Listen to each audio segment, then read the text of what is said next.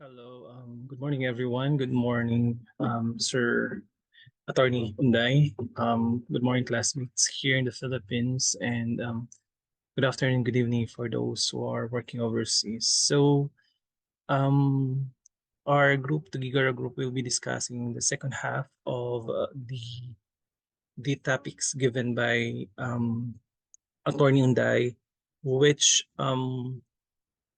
talks about the bioethical issues of DM, which the first half of this topic already has been discussed or have been discussed by Group 3 PLTCI group.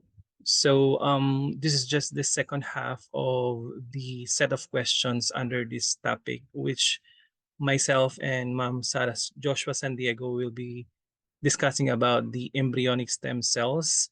Then Ma'am Christine Binasoy and Sir Erwin Santiago will be talking about the surgical treatment in type 2 diabetes mellitus.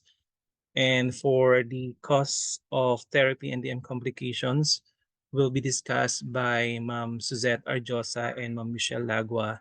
And for the market-driven research in DM, which will be discussed by everyone in this group.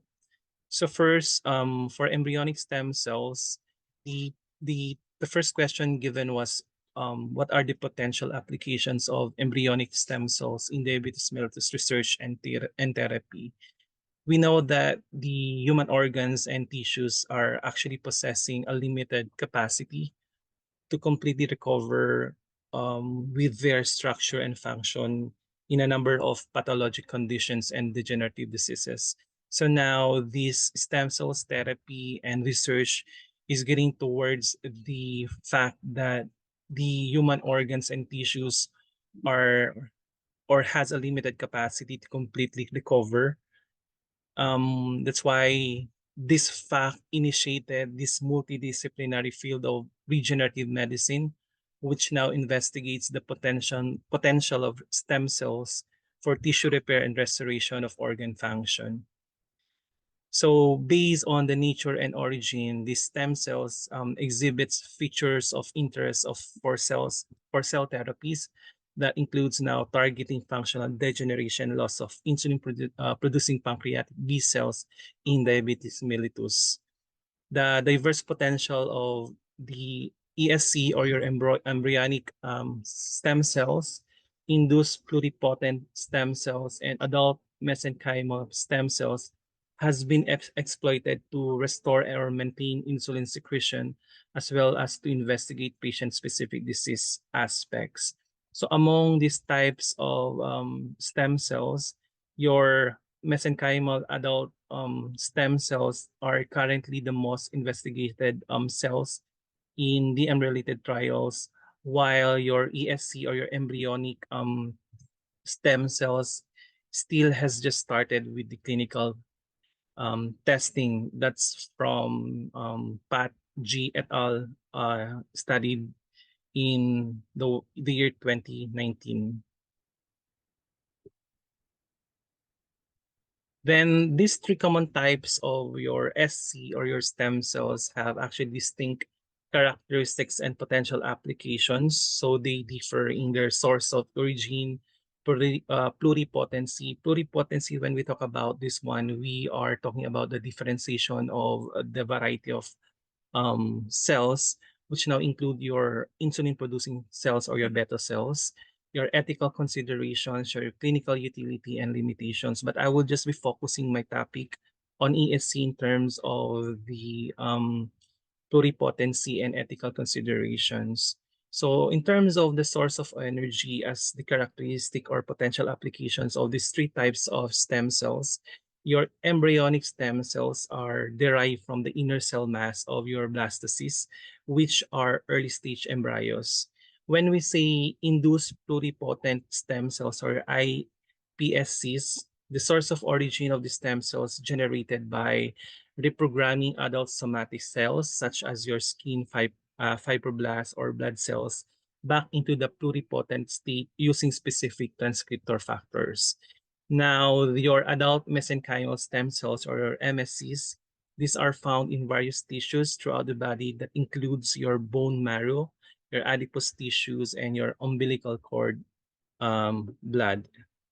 So in terms of the pluripotency, which I have just discussed, which means that they can differentiate into various cell types that includes now your insulin-producing beta cells. For your ESC's pluripotency, they are naturally pluripotent, no, wherein they are capable of differentiating into cells derived from all three layers of germ layers. That is your ectoderm, your mesoderm, and your endoderm. Your iPSCs or your induce pluripotent stem cells. Similar to these ESCs, no, your iPSCs are actually exhibiting pluripotency and can differentiate into wide range of cell types, making them valuable for disease modeling and regenerative medicine. Your MSCs, this is the common stem cells that are exploited by the researchers, where while MSCs are multipotent rather than pluripotent, they can differentiate into limited number of cell types, primarily those of mesodermal lineage, such as your osteoblasts or your cells in the bones, your chondrocytes, and your adipocytes. Now, talking about the ESCs, which I will just be focusing my topic, the potential application of the ESCs or your embryonic stem cells is for generation of beta cells, which it can directed into differentiate insulin-producing beta cells, offering a potential source of cell replacement therapy in diabetes mellitus. That's from Thompson G.A. et al. In 2019. It is also potential applications for your disease modeling, which can be used to create disease models for diabetes mellitus, allowing now researchers to study disease progression and mechanisms and test potential therapies. That's from Todd J. et al. In 2022. And it also has a potential applications for your drug screening, which is the ESC-derived beta cells can serve as a platform for drug screening, enabling the identification of novel therapeutics and personalized medicine approaches for your diabetes mellitus, according to Zhang W. et al. In 2021. Now, for talking about the generation of beta cells, just an elaboration of the potential applications. Now, your ESC in terms of generation of beta cells can be directed through specific differentiation protocols to develop into your insulin-producing beta cells. Now, they mimic the function of the pancreatic beta cells that are either already dysfunctional or already destroyed in individual with diabetes. So the result of this ESC-derived beta cells actually exhibits the key characteristics of your native beta cells that includes now the expression of the insulin and other pancreatic hormones, the response to your glucose stimulation, and of course, the ability to secrete insulin in a regulated manner. So importantly, these ESCs or your embryonic stem cells hold the potential to restore normal glucose homeostasis when transplanted, into diabetic individuals, now offering a promising avenue for cell replacement therapy. In terms of the potential application for disease modeling, it provides several advantages for DM research, in terms of disease recapitulation, mechanistic studies, drug screening, and personalized medicines. When we talk about disease recapitulation, um, through the disease modeling, the interactions between these cell types and the response to glucose levels, now the researchers can actually stimulate the pathophysiologic features of DM in vitro. Your mechanistic studies naman, your ESC-based disease models allow now researchers to dissect the molecular mechanisms underlying the DM or your diabetes mellitus, including now your genetic factors, your environmental influences, and cellular pathways involved in beta cell dysfunction and insulin resistance, which this has been um, this already has been discussed by the previous presenters 2 weeks ago or even just last week about the molecular mechanisms of your diabetes mellitus. Also, for drug screening, which now researchers can test the efficacy and safety of candidate drugs in vitro using the ESC-derived beta cells or other relevant cell types, now allowing a high throughput screening of drug libraries and personalized medicines approaches. Now, for personalized medicine, so by using a patient-specific ESC lines generated through somatic cell nuclear transfer or your ISNs, induce pluripotent stem cells or your iPSCs technology. Now researchers can model the genetic diversities of diabetes mellitus and develop a tailored treatment strategies based on the individual patient profiles. In terms of the potential applications for drug screening, it will cover the aspect of your functional assays, your high throughput screening, your disease modeling, and drug discovery and development. For your functional assay, these ESCs derived beta cells usually has been assessed the effect of a candidate on insulin secretion, glucose metabolism, and other relevant cellular processes. Your high throughput screening, the automated screening assays can be developed to rapidly 10,000s of compounds for their effects on beta cells function, allowing now researchers to identify lead compound with potential therapeutic benefits for for diabetes mellitus. Now, this is modeling, which again, part of this drug screening is used to personalize medicine approaches that can also be explored by testing responses in patient-derived beta cells, allowing for tailored treatment strategies based on the individual patient profiles.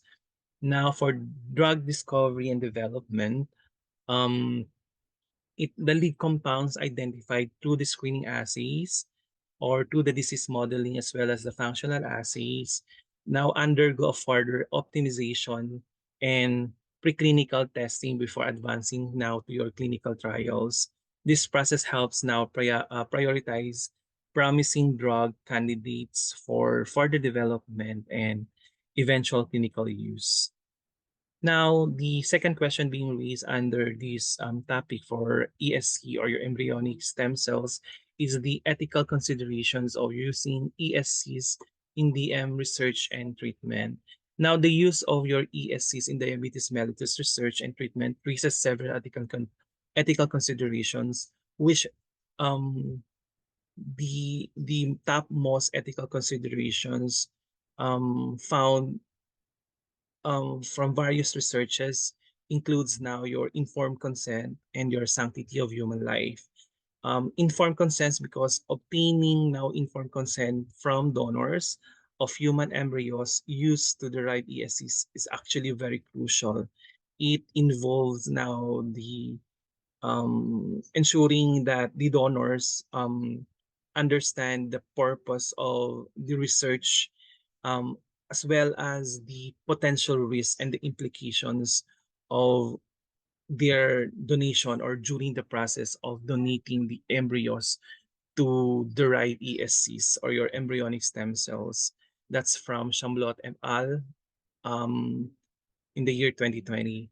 Your sanctity of human life, ESC researches involve the destruction of human embryos, raising ethical concerns regarding the sanctity of human life. Um, Debates center on the moral status of your embryos and whether they're used in justified research purposes. That's from Lobby and Barhan in 2021. Now, for informed consent, the key aspects of your IC or your informed consent in the ESC research um, talks about the understanding the research purpose, where the donor should be provided with a clear and comprehensive information about the purpose of the research. um, it includes now the explanation of how these embryonic stem cells will be used for scientific studies and the potential applications of the research and the goal of course, advancing knowledge and developing therapies for various medical conditions. That includes now the diabetes mellitus. For your risk disclosures, donors must be informed about the potential potential risk associated with the donation of embryos for ESC research.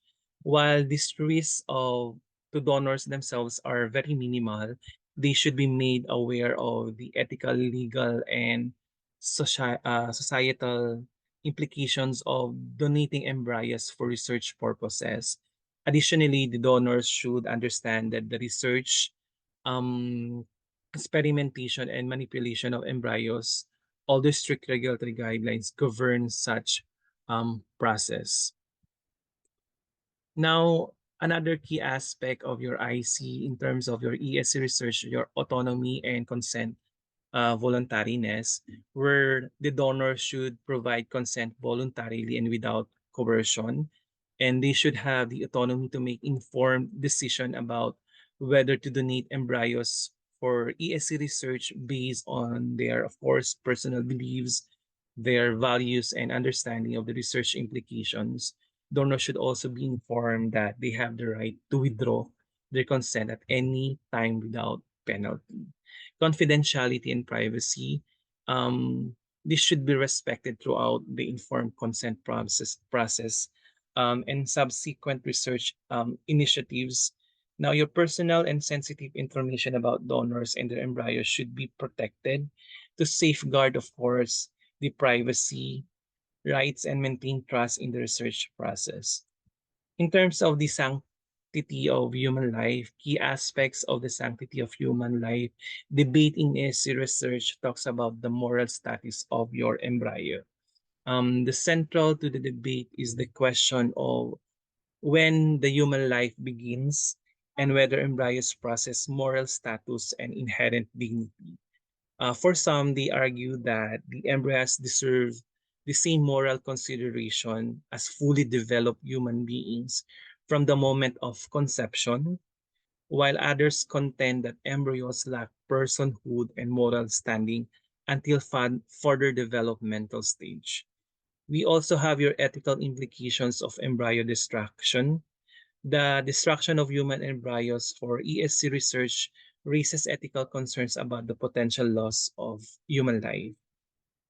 Critics argue that intentionally destroying embryos for research purposes violates the principle of respect for human life and dignity. Conversely, proponents argue that the potential benefits of your ESC research, such as advancing scientific knowledge and developing therapies for serious diseases, justify the use of embryos. And I think we're down to the two aspect of the sanctity of human life in terms of ethical consideration for using ESC in diabetes mellitus research and treatment. Now talks about the regulatory oversights and guidelines, where the government and regulatory bodies have established ethical guidelines and legal frameworks to govern ESC research and address concerns about the sanctity of human life. These guidelines often stipulate strict criteria for the donation, use, and disposal of human embryos in research, as well as requirements for obtaining informed consents from donors and ensuring research transparency and accountability. Lastly, the alternative approach and ethical considerations. The debate over the sanctity of human life in ESC research has spurred interest in alternative approaches that do not involve the use of human embryos, such as induced pluripotent stem cells or your iPSC technology and adult stem cells research or your MSCs. These alternative approaches offer potential avenues for conducting stem cells research while addressing ethical concerns related to embryo destructions. I think the rest of the question raised specifically for the ESC will be discussed further by Ma'am Sarah Joshua San Diego. Thank you for listening.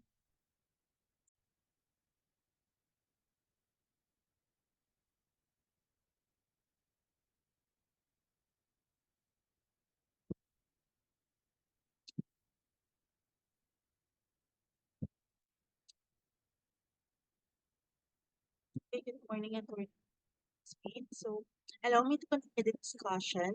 The navigation of the ethical and legal frameworks surrounding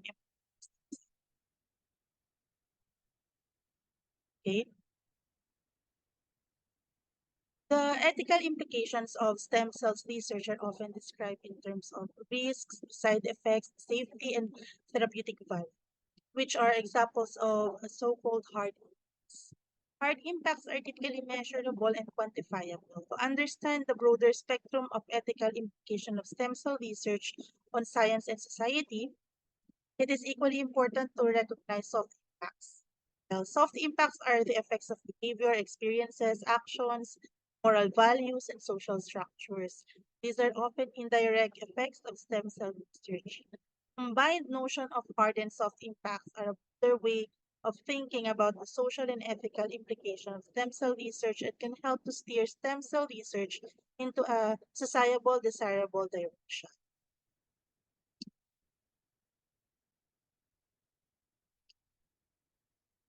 The ethical and legal framework surrounding embryonic stem cell research in different jurisdictions involve several strategies and considerations.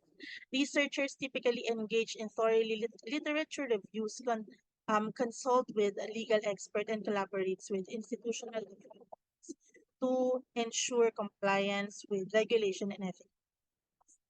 So, number one, researchers conduct extensive literature reviews to understand the existing ethical and legal frameworks governing embryonic stem cell research in various jurisdictions. So, this involves studying relevant laws, regulations, and guidelines issued by the government bodies and professional organizations. By synthesizing information from peer-reviewed articles, policy documents, and legal texts, researchers gain insights into the regulatory landscape and identify key ethical principles and considerations. Next, we have researchers often seek guidance from legal experts specializing in bioethics or biomedical law to navigate complex legal frameworks. Legal experts can provide interpretations of statute. Legal expert can provide interpretation of statutes, clarify ambiguities in regulations, and offer advice on compliance with ethical standards. Collaborating with legal professionals help researchers ensure that their research protocols adhere to applicable laws and regulations in each jurisdiction.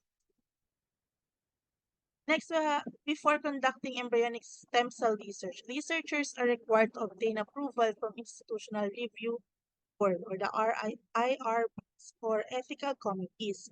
IRBs evaluate research protocols to ensure that they comply with ethical principles, protect participants' rights, and minimize potential risk.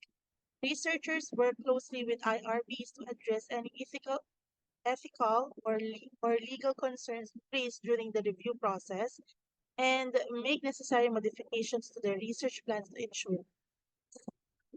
And lastly, given the global nature of scientific research, researchers often collaborate with and institutions in different jurisdictions.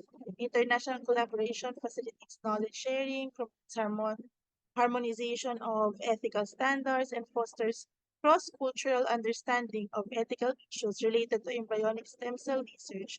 By engaging in collaborative efforts, researchers can navigate the complexities of ethical and legal frameworks across multiple jurisdictions.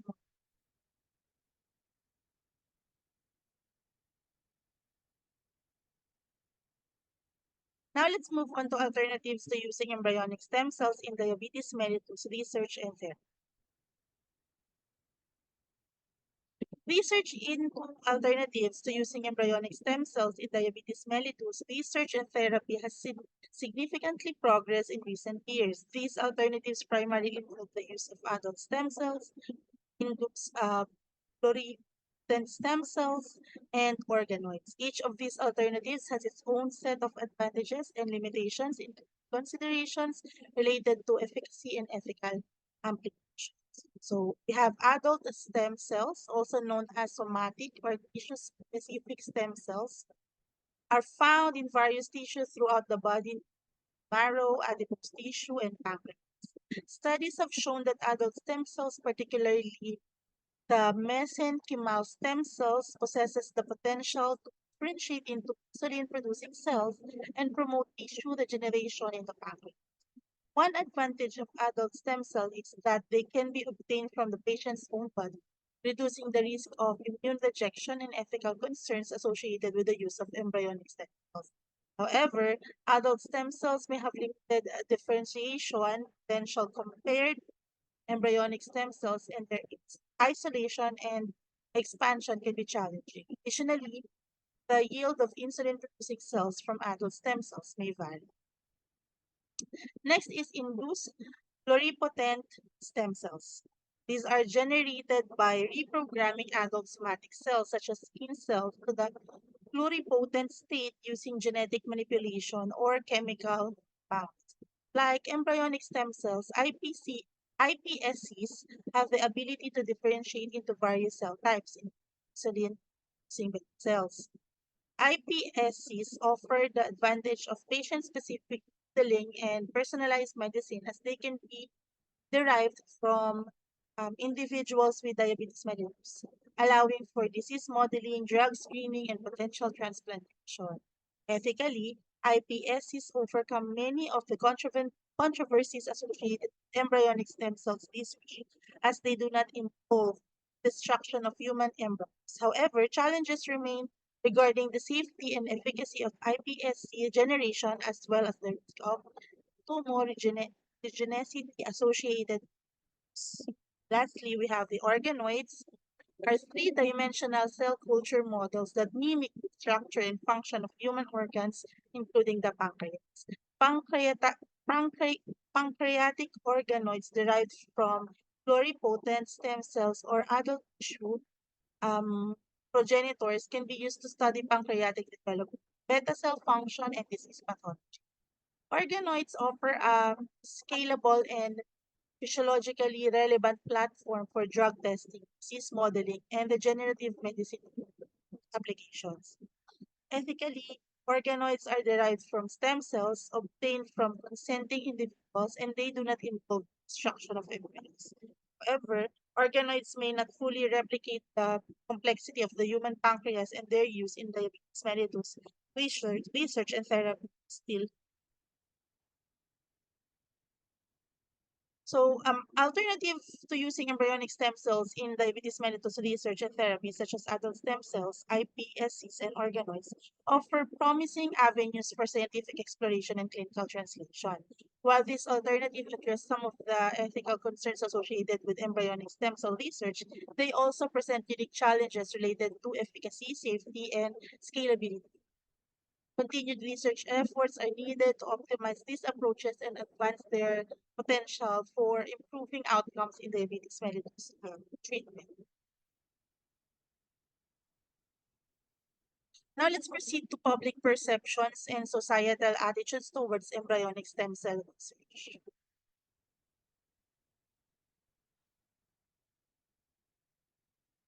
Public perception and societal attitudes toward embryonic stem cell research play a significant role in shaping funding, regulation, and public policy in the field of diabetes mellitus. These perceptions and attitudes are influenced by various factors, including ethical considerations, religious beliefs, scientific understanding, media coverage, and cultural norms. Understanding the interplay between public opinion and policy decision is essential for policymakers, researchers, and stakeholders to navigate the complex landscape of stem cell research, funding, and regulation. So let's talk about public perception of embryonic stem cell research can influence government funding allocation for diabetes mellitus research.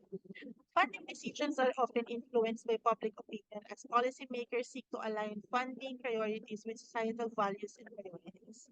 Positive public perception of embryonic stem cell research may lead to increased funding support from government agencies, philanthropic organizations, and private investors.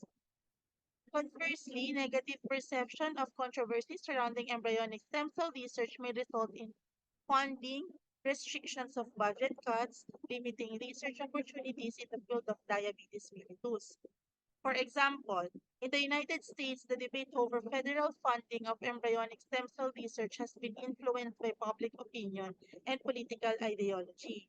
Policy decisions such as establishment of funding guidelines by the National Institute of Health and executive order issued by successive administrations reflect shifting societal attitudes towards stem cell research and its potential applications in treating diabetes.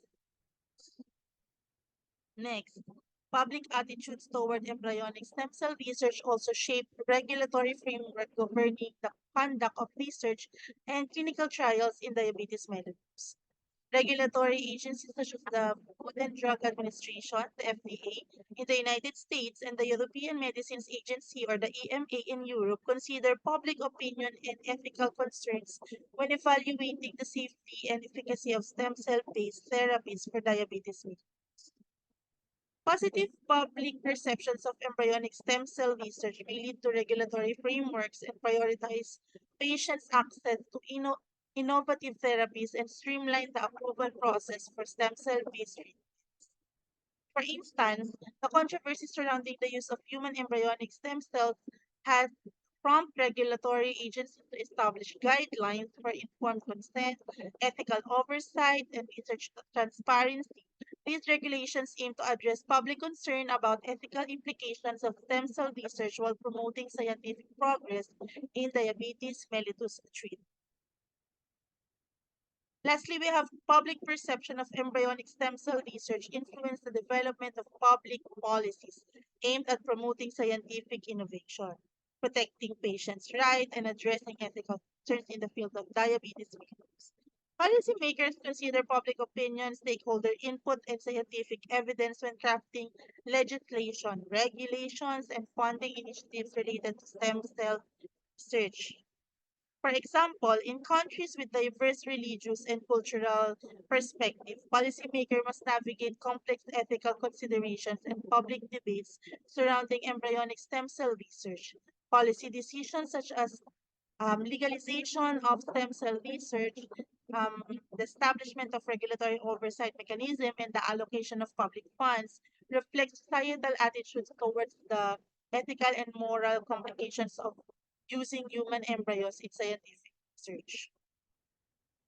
So public perception and societal attitudes towards embryonic stem cell research have a profound impact on funding regulation and public policy in the field of diabetes mellitus.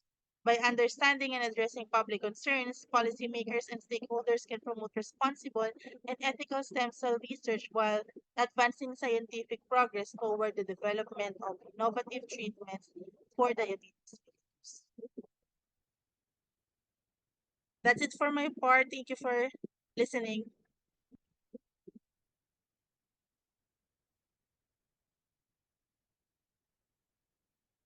So, good day, everyone. So, to continue about our topic, we have our surgical treatment for DM type 2. So, for our question, what surgical options are available for the treatment of type 2 diabetes mellitus and how they differ in terms of mechanisms of action and outcomes? So, surgical options for treatment of type 2 diabetes mellitus are primarily bariatric surgery. So, bariatric surgery is not only effective for weight loss, but also for the improvement and remission of type 2 diabetes mellitus. So the main types of bariatric surgeries include ROX-NY, gastric bypass or the RYGB, the sleeve gastrectomy or the SG, the biliopancreatic diversion with duodenal switch or the BPD-DS, adjustable gastric banding or the AGB, and mini gastric bypass or the one anastomosis gastric bypass or the OAGB. For the ROCS and gastric bypass, the mechanism of this surgery creates a small stomach pouch and bypasses a significant portion of the small intestine. So the bypass section includes the duodenum and part of the jejunum, which alters the gut hormones involved in insulin sensitivity and glucose metabolism. The outcome of RYGB is shown to result in significant and sustained weight loss and can lead to remission of type 2 diabetes mellitus in a large percentage of patients. And it can also improve and resolve associated comorbidities like hypertension and dyslipidemia. That is according to the Journal of Surgery for Diabetes, published in 2021. Next one is the sleeve gastrectomy. So this procedure involves the removal of approximately 80% of the stomach, which limits food intake and affects various gut hormones that influence hunger, satiety, and blood glucose control. So for the outcome SG is also effective for weight loss and can lead to improvement or remission of type 2 diabetes mellitus. And the rates of remission are slightly lower compared to RYGB, but it is still significant. That is according to Surgery for Diabetes, published in 2021. Next is the biliopancreatic diversion with duodenal switch, or the BPD with DS. This mechanism is a more complex surgery that combines aspects of gastric restriction like the SG and malabsorption like the RYGB. So it involves creating a sleeve gastrectomy and rerouting a significant portion of the small intestine to create two separate pathways and a common channel where the digestive juices mix with food. So the outcome of the surgery leads to the highest rates of type 2 DM remission, and among the bariatric surgeries, this is due to the significant impact on weight loss and metabolic changes. So it also has a higher risk for nutritional deficiencies and complications. So that's according to the Journal of Surgery for Diabetes. Next is the adjustable gastric banding, or the AGB. This surgery is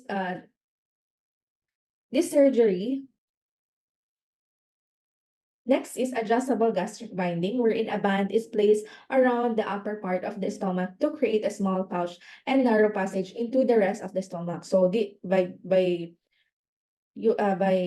having this one, this restricts food intake and promotes a feeling of fullness. So the outcome of AGB is less effective in type 2 DM remission compared to RYGB or SG.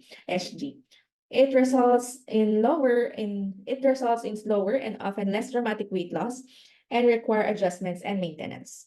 So for next is the mini gastric bypass, or one anastomosis gastric bypass. So for the mechanism, this is similar to RYGB. This procedure involves creating a small stomach pouch, but with only one anastomosis or connection to the small intestine, and this can result in significant metabolic changes. So the outcomes is similar to RYGB, and OAGB may offer high rates of type 2 DM remission, but less long-term data is available.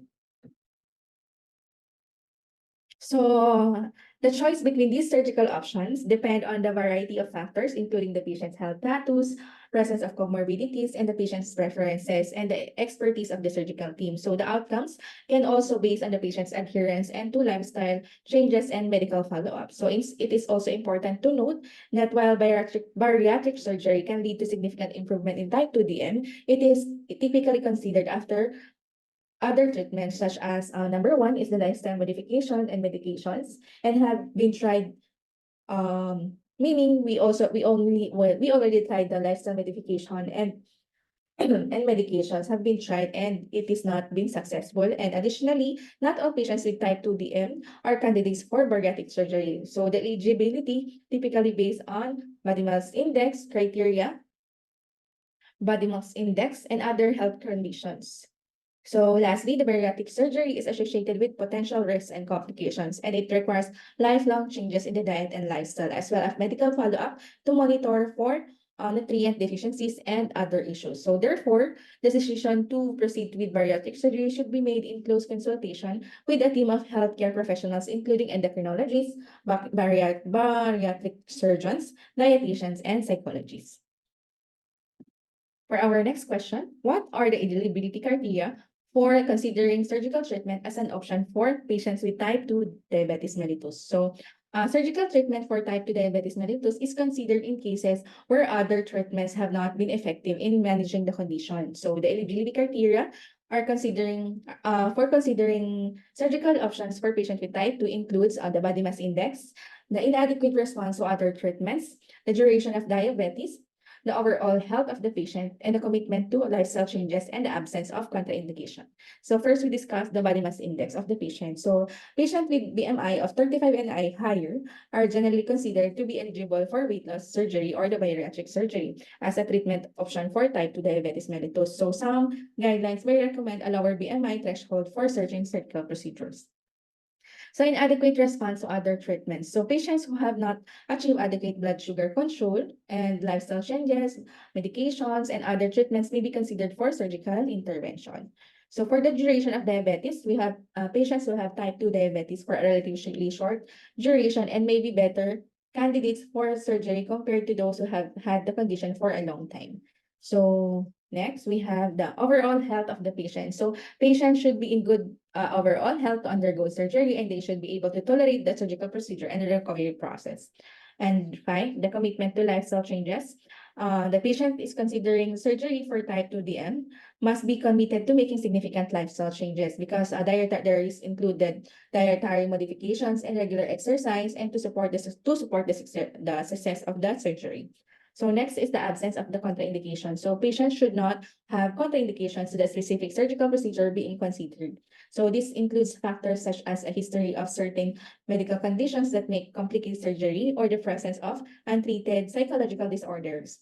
So it is important to note that the decision to pursue surgical treatment of type 2 DM should be made in consultation with a healthcare provider and usually a specialized team that include the endocrinologists, bariatric surgeons, dietitians, and other healthcare professionals should know the risks and benefits and should be carefully considered by the patient. Good day, everyone. I am Rome, and I am tasked to present the other half of this section. For the third question, how do healthcare providers assess the risks and benefits of surgical treatment for type 2 diabetes mellitus compared to conventional medical therapy? Recent research provides insights for healthcare providers evaluating surgical and medical treatments for type 2 diabetes mellitus. According to the research conducted by McGlone et al. 2020 found that bariatric surgery in obese type 2 DM patients reduce insulin therapy dependence postoperatively, potentially saving healthcare costs over 5 years. And conversely, Lee et al. 2021 revealed that metformin monotherapy and combination therapy didn't significantly reduce mortality or cardiovascular risk in type 2 DM patients. This study underscored the importance of considering efficacy, cost effectiveness, and cardiovascular risk when choosing treatment strategies for type 2 DM patients. Next question is, what are the long-term effects of surgical treatment on glycemic control, weight management, and diabetes-related complications? Two studies, one by Yan et al. 2019 and another by OE et al. 2020, investigated the long-term effects of bariatric surgery, particularly laparoscopic sleeve gastrectomy, or the LSG on severely obese patient with type 2 diabetes mellitus. According to the research by Yan, meta-analysis revealed lower incidences of macrovascular complications, cardiovascular events, and myocardial infarctions among patients undergoing bariatric surgery compared to conventional treatment. Additionally, bariatric surgery was associated with improved weight management and glycemic control. Similarly, OE et al. Found significant reductions in body weight, BMI, and HbA1c levels after LSG in Japanese patients with obesity and type 2 DM. Alongside decreased use of antidiabetic drugs and substantial improvement in metabolic parameters. But studies now provides a strong evidence supporting the efficacy of bariatric surgery in improving metabolic outcomes and reducing diabetes-related complications in severely obese individuals with type 2 DM.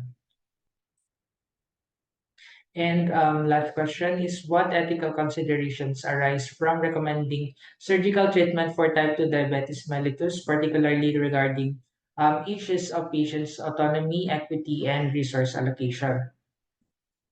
The recommendations of surgical treatment for type 2 DM raises ethical concerns regarding patients' autonomy, equity in access to care, and resource allocation.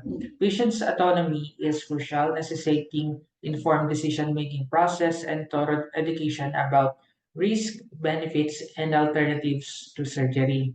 Equity in access to surgical options must address systemic barriers and promote equal opportunities for all individuals. And resource allocation poses challenges due to substantial costs associated with surgical treatments requiring decisions that balance potential benefits against healthcare system priorities. Addressing these ethical dilemmas demands a comprehensive approach prioritizing patient-centered care, equitable access, and efficient resource utilization for individuals with type 2 DM.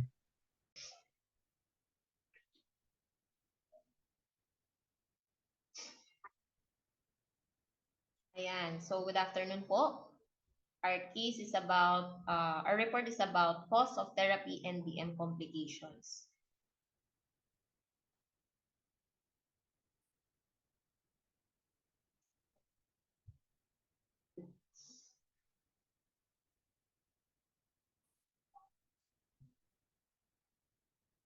So we have here significant financial costs are associated with diabetes mellitus, both directly and indirectly. So we have number one, direct therapy costs. Under this, we have diagnosed diabetes. This covers costs for diabetic treatment, including prescription drugs, doctor visits, hospital stays, and supplies. Number two, we have indirect costs. So the financial effects that extend beyond direct medical expenditures are included in indirect costs. Among them are lost productivity, another one is disability and premature mortality, and then the caregiver burden. Sa lost productivity po, so lower output at work as a result of health problems associated with diabetes. And then for disability and premature mortality, we have complications from diabetes may result in disability or early death, which may have an impact on productivity and involvement in the workforce. For caregiver burden, because they assist people with diabetes, family members and caregivers may experience financial hardship. So these financial costs highlight how crucial is it to take preventive steps, get a diagnosis as soon as possible, and use efficient management techniques to lessen the effects of diabetes on people, families, and society at large. So the financial impact of diabetes mellitus is heavily influenced by socioeconomic factors and differences in access to healthcare. So number one, individuals. Care access. Inadequate access to medical treatments because of one's location, insurance, status, or financial situation might make it more difficult to diagnose and treat diabetes in a timely manner. Postponing treatment can result in difficulties and increased expenses. Next is we have out-of-pocket expenses. People with high deductible health plans or insufficient insurance may have to pay a significant amount of pocket for prescription drugs. Medical supplies such as glucometer and test strips and doctors' visits. So we have missed work. Health problems associated with diabetes may cause missed work days. Ito yung mapapa-absent ka talaga. So nagkakaroon ng decreased productivity and financial loss. Number two is families. We have financial stress. So families that provide care for people with diabetes may encounter financial stress because of meron tayong direct expenses and indirect expenses. Ano yung kasali sa direct expenses? Kasama po dito yung prescription drugs and yung mga iba pang bayarin. Sa indirect expenses naman, kung sino yung nag-aalaga dun sa family natin na may sakit. Number 3, we have medical system. Increased utilization inequalities cause healthcare services to be used inequitably. Some people wait until problems develop before seeking medical attention, which drives up the cost of long-term care emergency services and hospital stays. Allocating resources, healthcare systems need to set aside funds for initiatives like outreach education and preventative care in order to address disparities. Next is we have cost burden. Pag sinabi mo pong cost burden, the expenses associated with diabetes have an influence on staffing, infrastructure, research, and healthcare budgets. So to address these differences, a multimodal strategy that includes the following is needed. We have access to high quality care should be guaranteed to all people regardless of their financial situation. Next is education, spreading knowledge about the management, prevention, and services accessible for diabetics. Next is changes to policy, promoting early intervention and lowering financial obstacles in policy. Diabetes financial toll on people, families, and healthcare systems can be reduced by addressing inequities. So a comprehensive strategy is needed to lessen the financial burden of diabetes mellitus. Here are some tactics to think about. Again, number 1 is we have affordable medications. Kasali po dito yung reasonably priced drugs. Example is yung mga generic na gamot. Next is price transparency. So, nagkakaroon ng prices transparency. It is important for patients to know how much their prescription drugs cost to have access to information about less expensive options. Patients assistance programs work with pharmaceutical firms to grow patient assistance programs that give qualified people free or heavily discounted medications. Bulk purchasing. Look into the group buying agreements. Bargain to reduce costs on necessary diabetics medication. So sa bulk purchasing, aware tayo dyan, no? Yung pag namimili tayo ng maramihang gamot, mas nakakamura tayo. Kumbaga, nakikipag-bargain ka eh. Pag bumili ka, may kapalit yun, mapapamura ka naman. Number 2 is preventive services. For preventive services po, screening programs to identify people at risk for diabetes. Put in place community-based screening programs. Early detection lowers expenses and avoid difficulties. Wait lang.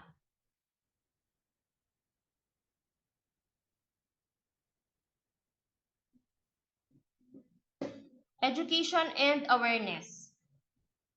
Spread knowledge about risk factors, lifestyle changes, and diabetes prevention to the general public. Having knowledge enables people to make wise decisions.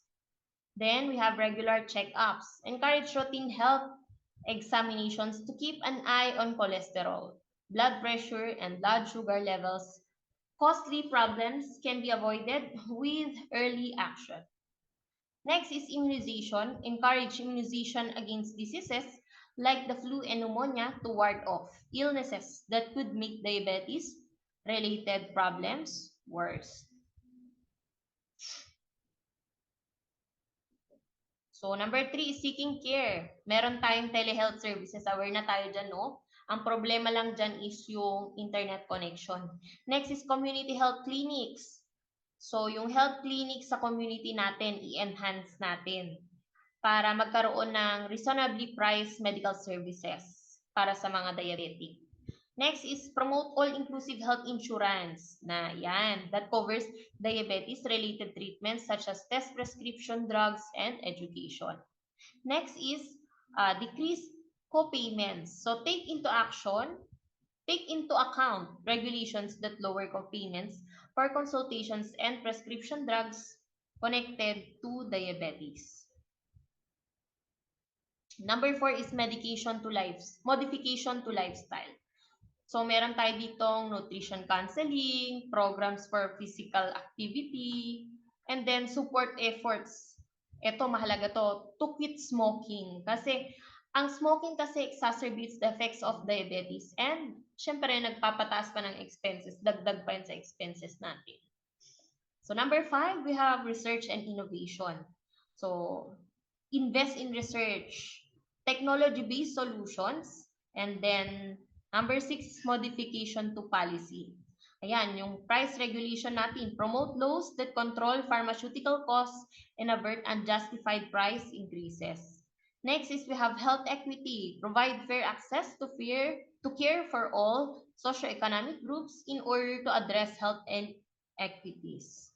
And the next is public health campaigns, start initiatives to lessen stigma and increase knowledge about diabetes prevention. So, yun lang po. Dun lang.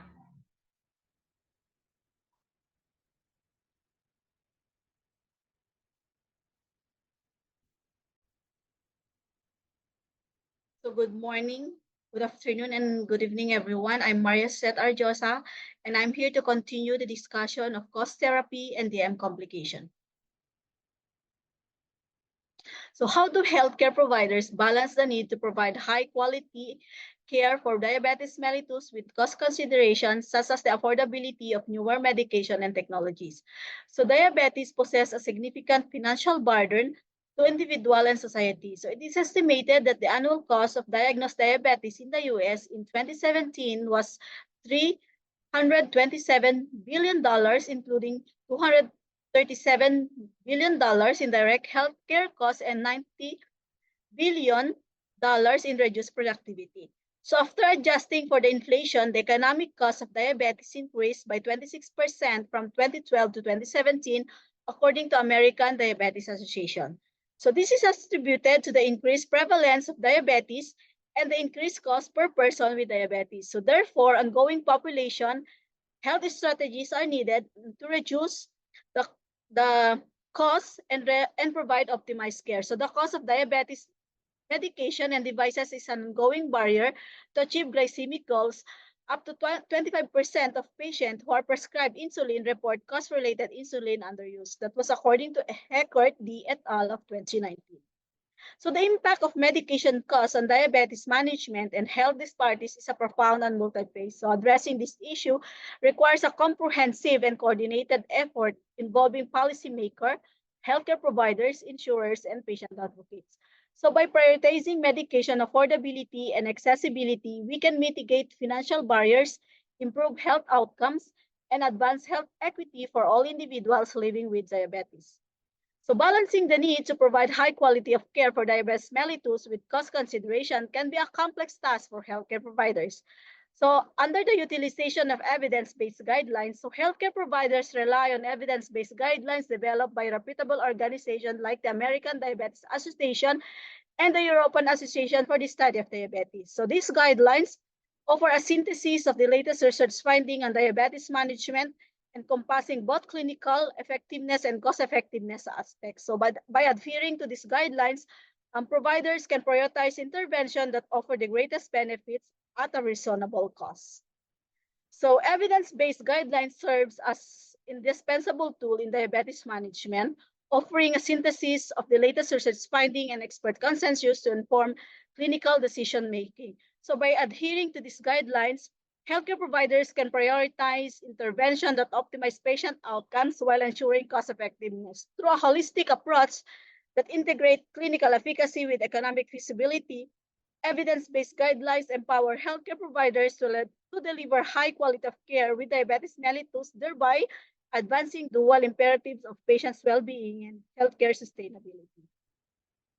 So the next one is the evaluation of clinical efficacy and cost effectiveness. So when selecting treatment option, healthcare providers assess not only the clinical efficacy of the medication and technologies, but also their cost effectiveness. So this involves considering factors such as the magnitude of clinical benefits, potential adverse effects, frequency, or administration and overall cost. So for example, for the newer medication like sodium glucose transporters 2 or SGL2 inhibitor and glucagon like peptides 1 receptor agonists may offer significant clinical advantages, but their higher cost necessitates careful evaluation of their value proposition compared to traditional therapies like metformin. So the next one is the promotion of generic medication. So healthcare providers encourage the use of generic medication whenever clinically appropriate. So generic medication are often significantly cheaper than their brand name counterpart while offering comparable therapeutic efficacy. So by prescribing generic alternatives to brand name medication, providers can help lower treatment costs for patients with diabetes mellitus without sacrificing quality of care. So why choose generic? So it all comes down to efficacy and affordability. So generic medication contain the same active ingredients as their brand name counterparts, undergoing rigorous testing to ensure they meet the same quality standards, are approved by the regulatory agencies like the FDA. So this means they work just as effectively in controlling blood sugar level and managing diabetes symptoms as their brand name counterparts. So of course, there are instances where brand name medication may be necessary due to specific patient factors or clinical considerations. But however, in many cases, generic offers a practical and cost effective alternative for managing diabetes mellitus and other chronic conditions. So telemedicine and remote monitoring, utilization of telemedicine and remote monitoring technologies allow for more efficient care delivery, reducing the need for costly in-person visit and enabling early intervention. Remote monitoring technologies as continuous glucose monitoring and mobile health application enable patients to track and manage their diabetes more effective outside the traditional healthcare setting. So this device allow for real-time monitoring of blood sugar levels, medication adherence, and lifestyle behavior, providing valuable data insights to both patient and providers. However, it is essential to recognize that telemedicine and remote monitoring are not without challenges. So issues such as digital literacy, access to technology, and data privacy concerns must be addressed to ensure equitable access and safe use of this technology for all patients. Additionally, healthcare providers must undergo training and adapt their workflow to effectively integrate telemedicine and remote monitoring into their practice. So the next one is, what are the ethical implications of cost containment measures in diabetes mellitus care, particularly regarding issues of equity, patient autonomy, and the provision of essential health services? So this study conducted in coastal Karnataka region has shown that individuals in the poorest quintile bear a tremendous burden, contributing a more significant proportion of household income to diabetes care. So according to VG Kamat 2019, this predicament is further exaggerated by the dearth of health insurance scheme and policies escalating the cost of diabetes care, forcing patients to bear most of the expenses in managing diabetes. So in addition to the financial implication of diabetes, over time, uncontrolled diabetes often leads to complications that hinder the patient's quality of life. So cost containment measure in diabetes mellitus care refer to the strategies implemented to manage and reduce the overall cost associated with treating diabetes while maintaining the quality of care. So these measures are often necessary due to the increasing prevalence of diabetes, rising healthcare costs, and limited healthcare resources. So cost containment measure in diabetes care can have a significant ethical implication, especially concerning equity, patient autonomy, and the provision of essential health services. So the first one, for the equity, one of the primary ethical implications of cost containment measures in diabetic care is their potential impact on equity in healthcare access. So diabetes disproportionately affect marginalized and vulnerable population, including racial and ethnic minorities, low-income individuals, and those with limited access to healthcare. So this raises ethical concern about the fairness and justice in healthcare delivery as individuals with limited financial resources may face barrier to accessing essential diabetes care, leading to poorer health outcome. So the next one is the patient autonomy. So cost containment measure can also raise ethical questions regarding patient autonomy. So patients with diabetes should ideally have the autonomy to make informed decisions about their treatment option based on their individual preferences, values, and clinical needs. However, cost containment measure that restrict access to certain medication technologies or services may limit patient choice and autonomy in healthcare decision making.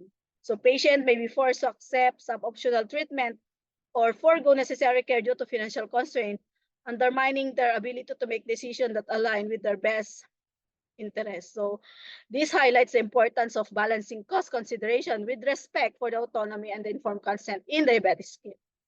So next one is the provision of essential health services. So diabetes care require comprehensive and ongoing management to provide to prevent complication and maintain overall health. So cost containment measure that limit access to essential health services such as medication, screening, or diabetes education program can have detrimental effect on patient outcomes. So restricting access to these services may result in delayed diagnosis, inadequate management of the condition, and increased risk of complications, ultimately leading to a poorer health outcome and increased health costs in the long term.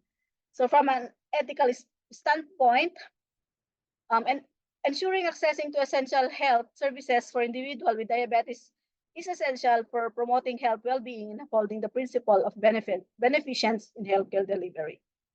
So in summary, so addressing this ethical implication require a careful balance between the cost containment and the principle of equity, patient autonomy, and the provision of essential health services in diabetes care. So policymaker, healthcare providers, and stakeholders must work collaboratively to develop strategies that prioritize equitable access to care, respect patient autonomy, and ensure the delivery of high-quality, comprehensive diabetes care for all individuals, regardless of their socioeconomic status. So this may involve implementing targeted assistance program for vulnerable population, advocating for fair pricing of diabetes medication and technologies, and promoting preventive care and patient education to reduce the overall burden of diabetes-related complications. So additionally, fostering transparency and accountability in healthcare delivery can help mitigate potential disparities and uphold ethical standards in cost containment effort. So these are the references. So, okay, I think that's all for our discussion. So thank you.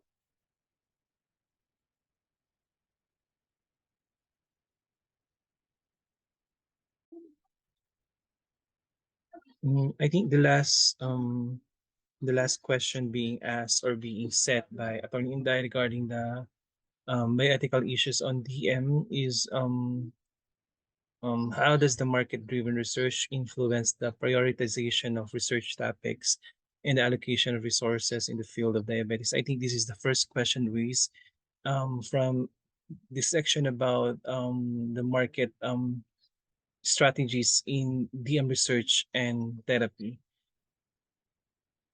So for the market-driven research in the field of diabetes mellitus can actually significantly influence the prioritization of research topics and of course the allocation of resources, often shaping the direction and focus of scientific inquiry.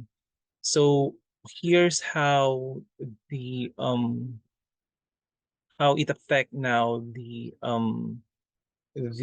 research with regards to your DM or diabetes mellitus management is your commercial interests, where the pharmaceutical companies and other commercial entities play a significant role in funding diabetes research, driven by the potential for financial gain through the development and commercialization of new treatments, diagnostic tools, and technologies.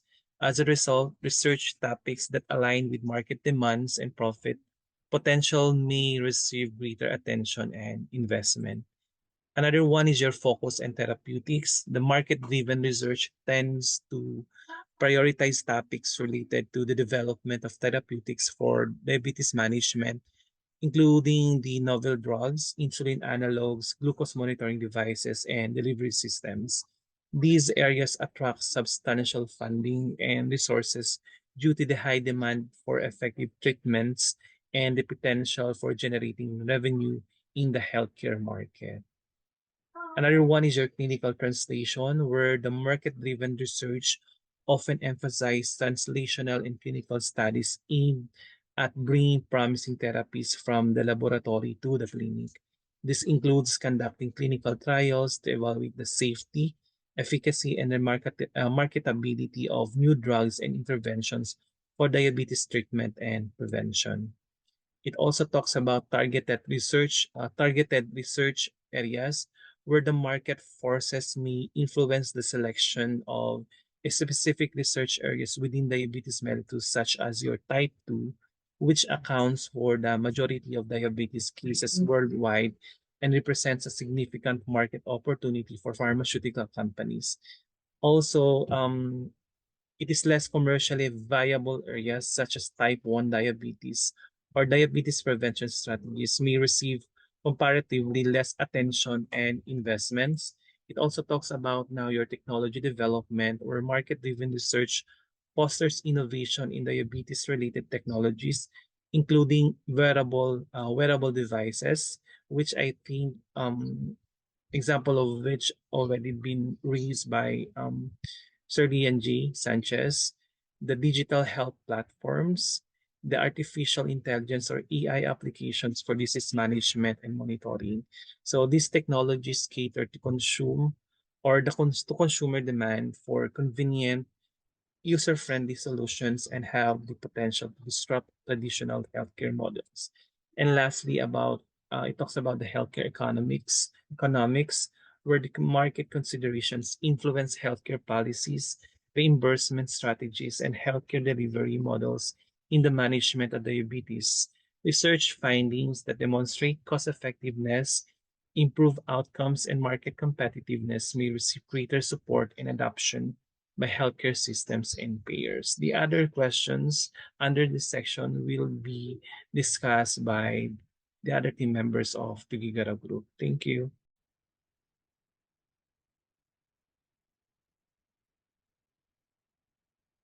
Okay, now let's talk about the potential conflicts of interest that may arise when industry funding drives diabetes mellitus research. When industry funding primarily related to financial interest, publication bias, data transparency, and research integrity. Researchers must be vigilant in identifying and addressing these conflicts to ensure the integrity and credibility of their research findings. So I'll be discussing key conflicts of interest and strategies for mitigation. So number one, we have industry-funded research. This may be susceptible to bias due to financial interest in promoting scientific or specific rather products or therapies. Researchers may feel pressure to produce results favorable to the sponsoring company to maintain funding or secure future collaborations. So the mitigation strategy will be the researcher should disclose any financial relationships or conflicts of interest with industry sponsors transparently, implementing safeguards such as independent oversight committees or peer review processes can help ensure the impartially and objectively of the research. So number two, industry funded studies. This may be more likely to report positive outcomes or suppress negative findings, leading to publication bias. This can distort the scientific literature and misinform clinical practice, undermining the credibility of DM research. For the mitigation strategy, researchers should adhere to rigorous research methodologies and transparent reporting standard regardless of the study outcome. Registering clinical trials in public databases and publishing study protocols can help mitigate publication bias and promote accountability. Number three is industry sponsors may exert control over data access and dissemination. So limiting transparency and independent scrutiny of research findings. Confidentiality agreements or propriety interests may restrict researchers' ability to share data openly with the scientific community. For mitigation strategy, researchers should negotiate data sharing agreements that prioritize scientific transparency and public access to research data.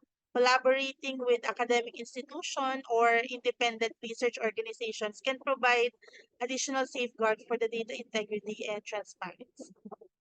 And lastly, we have industry funding may influence research design, data analysis, and interpretation to align with commercial interests. Conflicts of interest may compromise research integrity and ethical standards, or undermining the validity and reliability of study findings.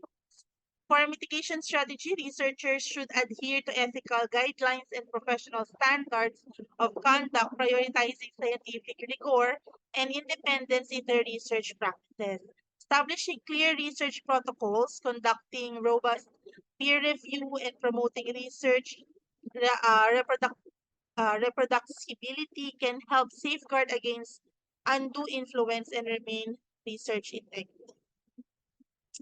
By addressing potential conflicts of interest, researchers can uphold the highest standards of scientific integrity and ensure the credibility and trustworthiness of DM research funded by industry sources. These conflicts can manifest in various forms and can compromise the credibility, transparency, and independence of the research process. Researchers must be vigilant in identifying the mitigating conflicts to uphold ethical standards and ensure the integrity of their work. So, to further stretch this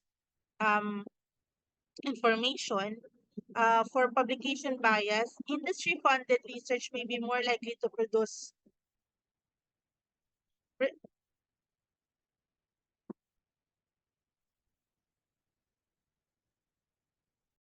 For the third question, how do the pharmaceutical companies influence the design, conduct, and reporting of clinical trials in diabetes mellitus research? Pharmaceutical companies exert significant influence over diabetes mellitus research by shaping clinical trials design, conduct, and reporting to align with their business objectives.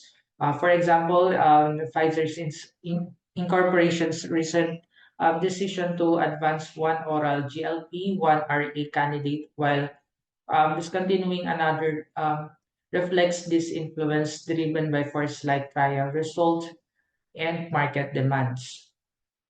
These decisions underscore the pivotal role pharmaceutical companies play in shaping the diabetes research landscape and the development of new treatments, with implications extending to how trial outcomes are reported to support regulatory approval and market acceptance. So for our implications, what are the implications of market-driven research on the dissemination of scientific knowledge, access to data, and transparency in diabetes mellitus research? So we all know that market-driven research in the field of diabetes can have several implications on the dissemination of scientific knowledge, access to data, and the transparency. So here are some potential implications. Number one is the dissemination of scientific knowledge. Number two is for the access of data. Number three is for the transparency. So market-driven research may prioritize studies that have commercial potential or are of interest of the industry partners. So as a result, research findings are not deemed profitable and may receive less attention and funding. This could lead to bias in the dissemination of scientific knowledge as research findings and that could benefit public health, but are not financially lucrative and may not be as widely publicized or shared. So access to data. So market-driven research, it may restrict access to data due to proprietary concerns or commercial interests. Companies conducting research may be less inclined to share data openly, which can hinder collaboration and advancement of scientific knowledge in the field of diabetes mellitus. So limited access to data can also hinder the reproducibility and verification of research findings, which are essential aspect of scientific progress.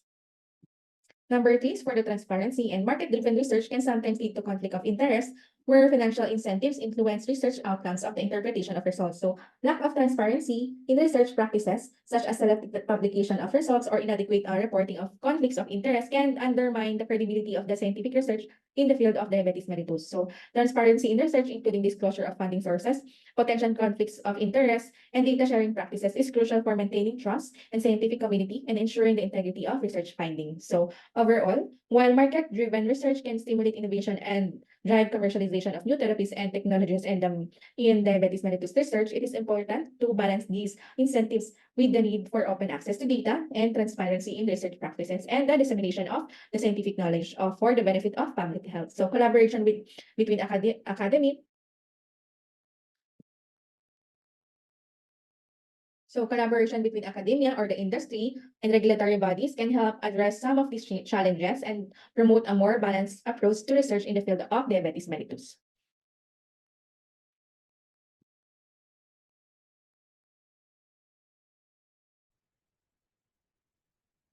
So for the last part of our discussion, how can policymakers, healthcare providers, and researchers collaborate to ensure that market-driven research in diabetes mellitus align with public health goals, patient needs, and ethical principles?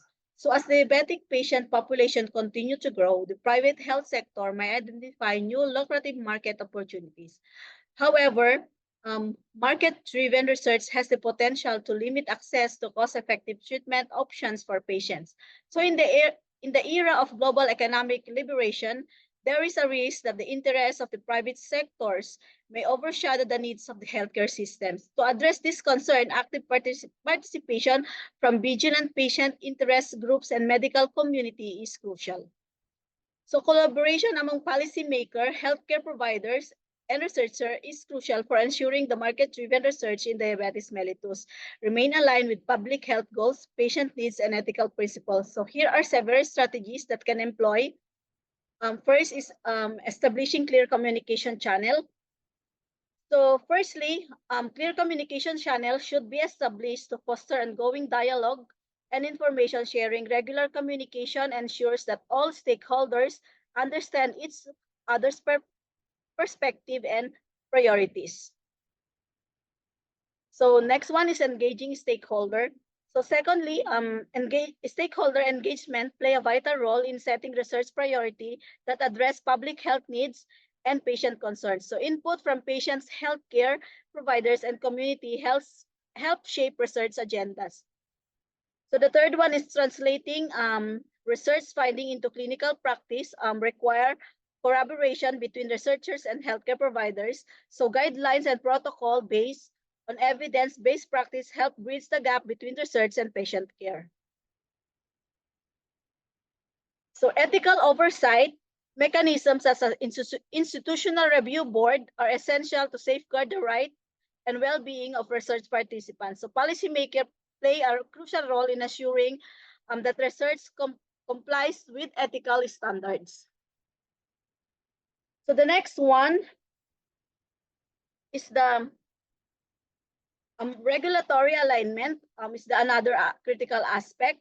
Policymaker can work with researcher to ensure that research adheres to regulatory standards for promoting innovation and public health interests.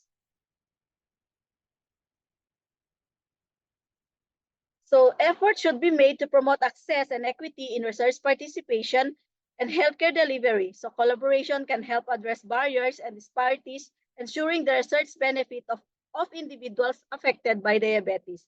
And lastly, monitoring and evaluation efforts are essential for assessing the impact of research initiative on public health outcomes and ethical consideration. Continuous monitoring allows for adjustment to be made based on feedbacks and data. So I think that's all for our discussion. So thank you very much for listening.